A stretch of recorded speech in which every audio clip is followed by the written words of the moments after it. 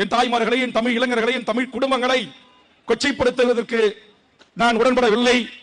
ஆதலால் அது பிக் பாஸா இருக்கலாம், ஹாப்பி ஸ்ட்ரீட் நிகழ்ச்சியாக இருக்கலாம், பேட் வெட்டிங்காக இருக்கலாம், நேற்று தினம் தடை செய்யப்பட வேண்டும் அல்லது பெயர் மாற்றம் துடன் படம் வெளிவர வேண்டும் என்று சொன்ன தமிழீழ விடுதலை போராட்டத்தில் மாபெரும் தியாகத்தின் முதல் கரும்பொலி மாவீரன் மில்லர் அவர்கள் பெயரை தாங்கி வெளிவர இருந்த படத்தின் பெயரை சினிமா என்கிற ஒரு பொழுதுபோக்குக்கு சூட்டி அந்த மாபெரும் வீரனுக்கு அழுக்கை தேடி தராதீர்கள் என்கிற எனது வேண்டுகோளாக இருக்கலாம். தமிழ் சமூகத்திற்கு அப்போது எதெல்லாம் தீங்கு என்று என் தமிழ் சமூகம் கருதுகிறதோ, என் தாய்மார்கள் கருதுகிறார்களோ, என் இளைஞர்கள் கருதுகிறார்களோ, எனது நியாயமான கண்ணியமான மூத்த பத்திரிகை ஊடக நண்பர்கள் விவாத பொருளாக ஆக்குகிறார்களோ, அதையெல்லாம் நான் அவ்வப்போது அறிக்கையினூடாக கண்டித்திருக்கிறேன், எச்சரித்திருக்கிறேன். தேவை ஏற்படுகின்ற போது ஜனநாயக மாண்புடன் போராட்டங்களை முன்னெடுத்திருக்கிறேன்.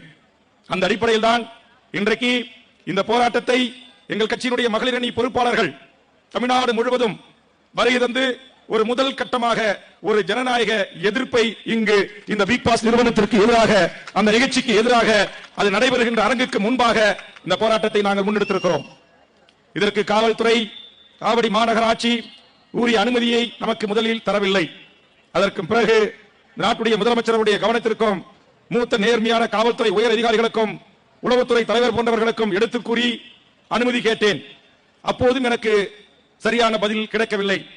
நேற்று மாலை இந்த மாவட்டத்திற்கு பொறுப்பான அருமை சகோதரர் திரு எட்மண்ட் அவர்கள் நம்முடைய ஆவடி மாநகர ஆணையரத்திலே கடிதம் கொடுத்து ஜனநாயக ரீதியான ஆர்ப்பாட்டத்திற்கு அனுமதியை கோரினார். அந்த அனுமதி மறுக்கப்பட்டு கடிதம் என் கைக்கு வந்தது நேற்று முதல் நாள் நள்ளிரவு. அந்த கடிதத்தை எடுத்துக்கொண்டு முதலமைச்சர் இருந்த ஒரு நிகழ்வுக்கு சென்று மேடையில், இது நியாயமா? என்னுடைய போராட்ட வடிவங்களே வேறு. நான் என் ஆயிரக்கணக்கான பெண்களை திரட்டி ஜனநாயக ரீதியாக ஒரு ஆர்ப்பாட்டம் நடத்துவதற்கு அனுமதி கேட்டிருக்கிறேன். உங்கள் காவல்துறை அனுமதியை மறுத்திருக்கிறது. இது நியாயமா என்று கேட்டேன்.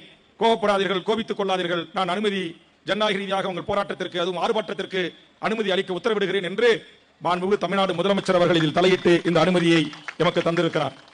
இந்த நாட்டின் கார்ப்பரேட் பெரு நிறுவனங்களுக்கும் முதலாளிகளுக்கும் பணக்காரர்களுக்கும் அவர்கள் நடத்துகிற பண்பாட்டு கலாச்சார சீரழிவுகளுக்கும் எப்படி அதிகார வர்க்கம் துணை போகிறது என்பதற்கு நமக்கான அனுமதி மறுப்பு ஒரு எடுத்துக்காட்டு.